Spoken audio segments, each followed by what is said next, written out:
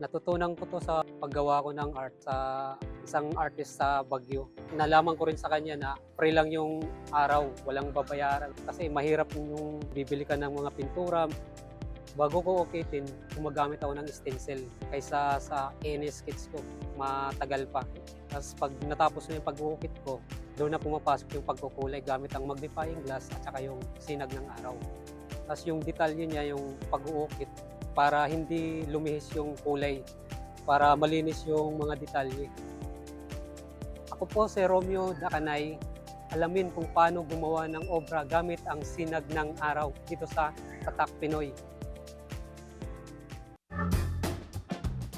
Napakaganda, napakahusay. Grabe, ito naman yan. Magandang mainit ang sikat ng umaga para sa ating solar artisan, Romeo Dacanay. Good morning, Kuya Romeo. Good Mopay morning. nga agad. Batiin mo yung mga taga-Samar ng Waray-Waray. Maupay nga agad, dahil yung mata ng taga Muna. Samar, Yan ang taga-Samar, Roy. Mutyong. Mucho. Galing, no?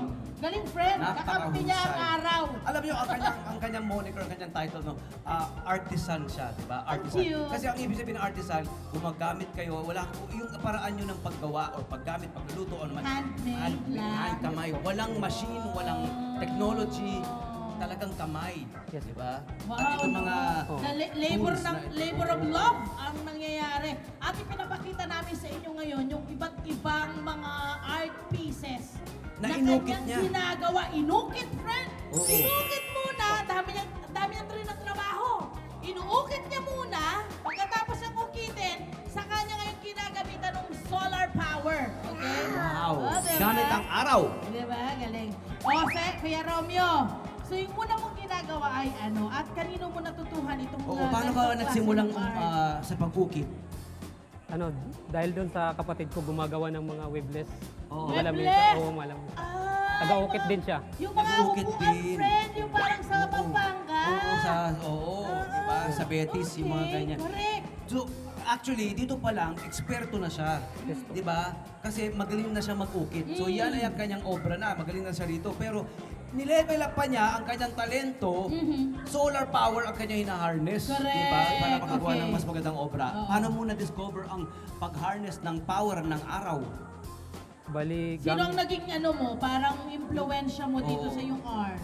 na Hinahangaan mo oo, siya, hinahangaan doon ako mo kumuha sa kanya ng ano, kung paano kumulay ng gamit ang araw. Oo. Doon ko sa kanya nakita. Oo. Sino po? Si Jordan Usman. Yan.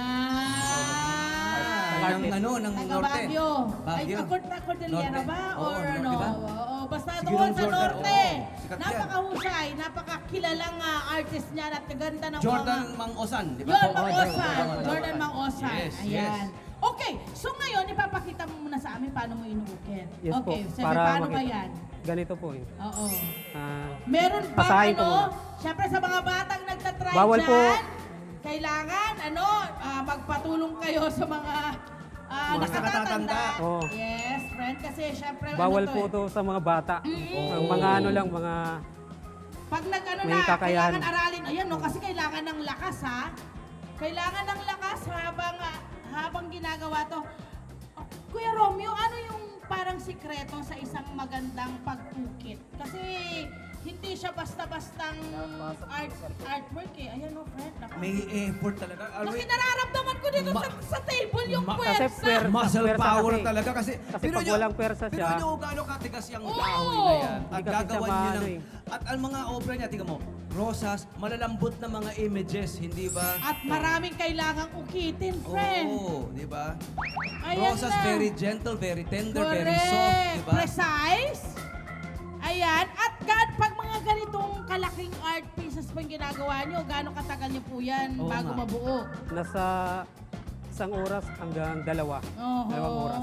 So At itong mga gamit mo, matagal mo na pong kagamitan yan. Oo. Ano pong Bali- tawag sa mga yan? Mga pait po yan. Pait, Yung pait. Mga pincel, pait. pait. Ayun. Kaya di ba meron tayong paete? Hello mga taga-Paete! Yan. Doon rin ako yan. Maraming Ano rin bayad. ako doon sa kanila. Galing ka rin Escultor. doon! Oh, Hindi, I would parang think, oo naman, nagpunta rin expected. ako doon sa kanila para That's Nagparang very ano, nice. tingnan ko.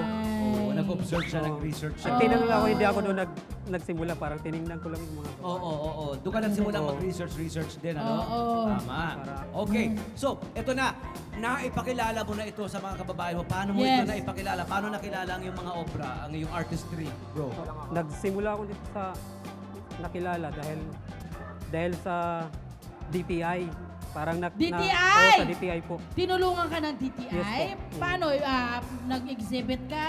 Dinala ka sa kanilang mga... Kasi madalas ang DTI, my friend, di ba nagkakaroon sila ng parang mga... Sa mga exhibit. Oo, exhibit, ganyan. So, isa ka sa mga naimbitahan. Yes po.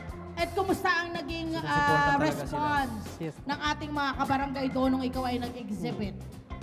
Kasi sabi nila, ako lang yung nagaganito na artist dun sa Samar. Oo na kakaiba. nga. Unique. Karamihan kasi puro pintura. Galing. Oo. At saka, Minsan din sa sa pagiging artist, my friend, no? Kailangan may unique kang ipinapakita. May tatak ka, may marka ka Oo, talaga. no? May Kasi- bibigay kang bago. Yeah, yes. Ayan, makikita Ito, natin. marami nagsasabi, wala raw kita sa art. Di ba? Ito ba yung totoo? May o katotohanan hindi? ba yung Kuya Oo. Romeo? sabi lang nila yun. Yes! Kasi pag hindi ka matyaga, Oo. hindi mo mararating yung mga ganito. At mukhang ano si Kuya Romeo, my friend, nag-innovate siya sa kanyang art, sa kanyang skill. Sa matter of fact, Okay. ito nga. Okay, eto na. Pwede ba nating ipakita rito yung yung kanyang, biglang yung araw Pero, natin. Tigilan tayo. pero ito, ng pakita araw. natin. Oo, ayan muna. Gamit ang araw, di ba? Ang sinag ng araw, di ba? Siyempre, pinakamainit yun, di ba? Ball Yes. of gas yun na mainit, di ba? Oo. Aba, akalain mo, nag-level up ang kanyang artistry, ito ang kanyang mga ginawa mula sa paglililok Sige, ng punta nga tayo dun, Kuya Romeo. Ikwento mo sa amin yung mga gamit mga ang kwento lente. rito. Ayun ang lente. Oo, yung Ito po mga yung lente mo, ipakita mo sa amin anong mga lente ang gamit mo. Ayan. Ito. Ayan. Saka yung shades Doon mo. tayo Ayan. sa may artwork mo para mapakita natin. Ayan. Sige. Eto. Dito ka, Kuya. Kuya, anong mga gamit mong mga lente? Taas mo muna. Anong Yung- kinalaman ng lente sa iyong obra? Yes. Ang kinalaman dito sa mga lente nito, ito yung parang kulay. At saka brush na rin. Yan ang Dalawang nagiging purpose paint na rin. brush. Oo, paint brush yan at yung saka paint kulay. brush. Okay. Bakit kailangan mo ng iba't ibang lente? Ano ba ang kaibahan ng bawat lenteng yan? Mayroong size dito eh. Ayan, so ipakita na natin, my friend. Ayan na yung Ayan, araw. sunod kayo sa amin, mga kabarangay, ha? Sunod Halika, kayo. dalhin na natin to. Kailangan nyo rin yung shades. Yes, Yes, kailangan. kailangan may Bakit nga protective ba kailangan gear, mo may ng shades, Kuya Romeo? Protector din para sa mata, para hindi ka parang tawag ito yung Yeah, para protection sa mata mo. Oo, protection sa mata. Okay. So kailangan tirik na tirik kang araw. So dapat pala Oo. talagang tag-init ka na gumagawa ng mga art pieces mo. katulad ngayon. Ayan. So ito na. So paano ang ginagawa mo? Ganito po yun. Eh. Aha. Ayan. Tapos, So, irerekta mo yung lente dun sa araw. Ito Aha. sinag ng araw sa ibabaw niya. Maano nga sa Kaya tapos yung, kailangan yung ng ano shades. niya, Nasa yung mata, tawag ito. ha? Oh, So, kailangan isentro mo, no? Yun, yung butas na yun, yung kine-create nung araw. Dapat pala may Doon sa shades din lente. tayo. oo nga. Paliitan, no? Pinapaliit mo, no? Kaunting katahimikan, mga kabarangay. Yes. Ayun, no? Nakita Kaya niyo ba? rin hindi siya makapagsalita Wow. kasi kailangan niyang Nakapokus, mag-concentrate. Oo. Para doon siya at pag tinitingnan ko yung yung ilaw na galing sa solar, mas masakit sa mata. Oo. Oo. Kaya kailangan Kaya- ng shade. kailangan may shades. shield ka talaga. Oh, May yes, eye yes, protection talaga. Ang galing-galing, kasi ang nangyayari, ang kanyang paintbrush at pintura ay itong lente At sa araw. tulong ng araw. Oo. Ganda! Very Diba? nice! Galing. So, kung merong mga nagpapasalamat na meron tayong tag-init, ang mga katulad ni Kuya Romeo yun. Yes, oo, kasi- kailangan niya ng init ng araw para sa kanyang mga obra. Wala. Okay, safety precautions, Kuya. Pag ganitong ginagamit mo ang lente at araw sa pagkukulay, anong kailangan mong gawin? Bukod po dyan sa inyong suot-suot na shades. Steady, hindi dapat sa skin itama. Paano po ba? Basta malayo lang sa itong ilaw na yan, oh. Oo. Basta malayo lang, Wag mo safety na yan. wag mo Hindi pwede ididikit na sa skin ididikit mo sa ganyo Yes. kasi delikado yan. Yan. Kasi parang laser po yan eh. At saka talagang kailangan yung kamay mo, yung Yeah. di ba, ilayo mo dun sa Ayan. Ganda oh. sentro dun. Ganda, pre. Ang galing.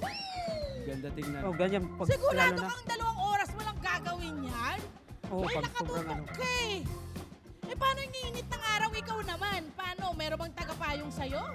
Bali, ano yung parang nasa lilim din ako. Nasa lilim naman Oo. siya. Ito lang ang pinapaarawan mo, yung kinukulayan mo. Ang mga nagtatanong, mga Saka yung cameraman natin, init na. yung mga netizen natin nagtatanong, Ay, paano raw ba, bro, kung tag-ulan? Ayun Pag nga. mayroon akong yung charcoal art naman. May charcoal Oh! art din. Huwag kayong mag-alala. Ang Ganyan kahusay. diskarte. Oh, madiskarte si Kuya Romeo, Ang di ba? diskarte. At Kuya least Romeo. may iba't iba siyang mga obra na Tama. pwedeng i-offer. Magkano po kung magpapakomisyon kami sa inyo? Yes, Kuya Romeo, magkano Ah, ang commissioning? Ang mga yung pagpagawa ng ng mga picture portrait po Oo. nasa 1,000 pataas hanggang Oo. Libo hanggang pataas. 5,000 ganun. Oo. Dumidepende yun sa Sa laki. Oo, at At saka sa dami sa mga detalye. ng paarawan mo, lelentehan mo. Wow! Saan ka Pero okay pwede ngayon pa-contact, Doy? Wow, ang galing Mayroon na ako nag-umpisa yung, na. yung Sige, sa Romeo Riveda Kanay yung sa Facebook, Facebook Facebook po. po, sa Facebook ko lang. Yun lang. Yun. Hanapin na, magpa-komisyon na at Correct. ma-inspire kayo. Marami rin silang mga Yes. ina-upload doon ng mga gawa niya na pwede nyo nang bilhin. Content creating din siya eh. Ano Thank yung you. mga malalayong lugar na narating ng yung mga artwork? Saan na nakarating? Meron ako sa Amerika, sa Yun, sa Amerika, sa Amerika. na yun. Nakapag-exhibit ka na ba sa mga gallery, ganyan? Marami na. Meron sa Marami Tacloban, na. dito sa Yun naman Maynila. ang gusto natin. Maraming salamat, Kuya Romeo.